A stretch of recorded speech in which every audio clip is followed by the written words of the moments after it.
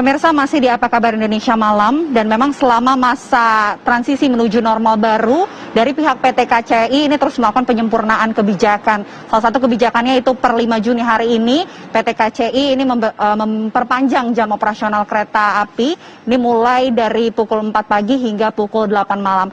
Kalau bisa kami gambarkan situasinya pada malam hari ini, hampir pukul 8 malam ini situasinya sepi di stasiun Manggarai, dan memang pemirsa dari pihak PT KCI juga mengeluarkan aturan baru, yaitu per 8 Juni nanti ini balita dilarang masuk atau menggunakan KRL. Kemudian juga untuk lansia ini masih diperbolehkan, namun hanya diperbolehkan pada jam-jam tertentu, yaitu sekitar pukul 10 pagi hingga pukul 2 sore.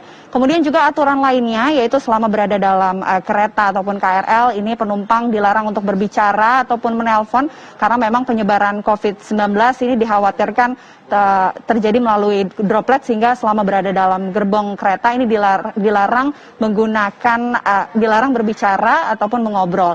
Dan memang pemirsa, kalau kita lihat datanya dari tanggal 1 hingga 3 Juni, datanya fluktuatif, di mana tanggal 1 Juni ini sekitar 3.600-an penumpang, kemudian tanggal 2 ini cukup meningkat, 4.900 penumpang, dan di tanggal 3 kembali menurun, yaitu sekitar 3.700 penumpang.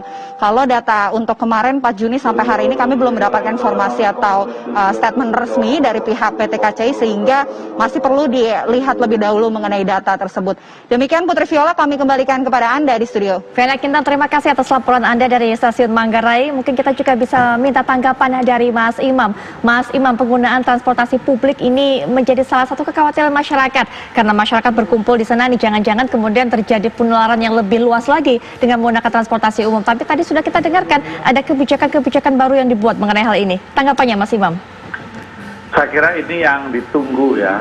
Jadi apapun yang dilakukan, kita bisa saja mendorong, meminta orang untuk disiplin, kemudian kita membangun kelompok-kelompok acuan untuk penjaga ketertiban, apapun yang dilakukan.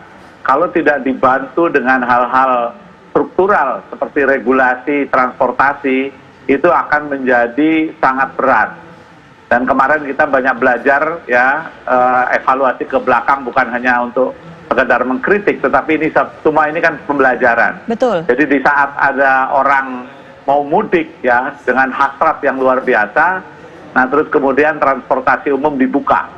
Nah itulah yang terus kemudian kemarin kita menyaksikan bahwa banyak sekali orang yang terus kemudian memanfaatkan itu. Nah itu tentu mudah-mudahan ini tidak terjadi, terutama nanti kemungkinan adanya arus balik. Nah ini Bung Anies betul-betul kita ingin supaya arus balik mudik itu juga perlu mendapatkan perhatian yang lebih ketat. Paling tidak kalau toh harus ada upaya pelonggaran, yang mudik itu harus di screening secara ketat agar tidak menjadi bagian untuk memunculkan masalah baru atau gelombang baru. Saya kira itu Pak. Tapi kita menyambut gembira PT KAI mendukung dan melakukan pengetatan.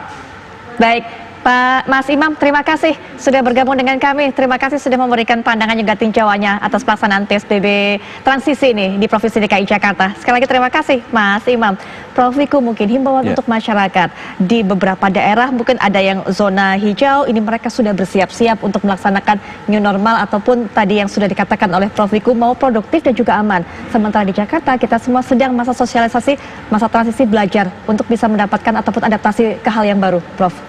Ya, jadi sekarang tuh kan masyarakat mempunyai spirit positif kalau menurut saya. Wah, ini kita bisa mulai aktivitas. Nah, disinilah kita mempraktekkan adaptasi. Masyarakat itu beradaptasi, bersosialisasi dengan masyarakat yang lain, tapi dengan protokol kesehatan, dan masing-masing aparatnya juga exercise untuk mengingatkan semua anggota masyarakat untuk tertib melakukan seperti itu. Transportasinya tadi juga diatur. Dan itu udah cara-cara yang bagus, dan selalu memonitor keadaan, melihat dari kasusnya juga. Jadi inilah tugasnya pemerintah, juga harus melihat jumlah kasusnya jangan sampai meningkat dengan adanya kayak begini. Dan kalau ini berjalan bagus, maka harapan masyarakat juga akan makin tinggi untuk hidup beradaptasi yang produktif tadi dan aman. Baik, Ya. Prof Wiku terima kasih kehadirannya, terima Ya, kasih sudah memberikan sama-sama. himbauannya kepada kita. Kita juga ucapkan terima kasih kepada Gubernur DKI Jakarta, Bapak Anies Baswedan, sempat ingin berbincang kembali setelah jeda, tapi sepertinya ada masalah di jalur komunikasi kami dengan Pak Anies Baswedan. Tapi yang pasti perbincangan ini sekaligus juga menutup jumpa kita di Apa Kabar Indonesia Malam kali ini. Sesaat lagi Anda bisa menyaksikan kabar utama bersama rekan saya Ana Tealita. Saya Putri Viola pamit, selamat malam, sampai jumpa.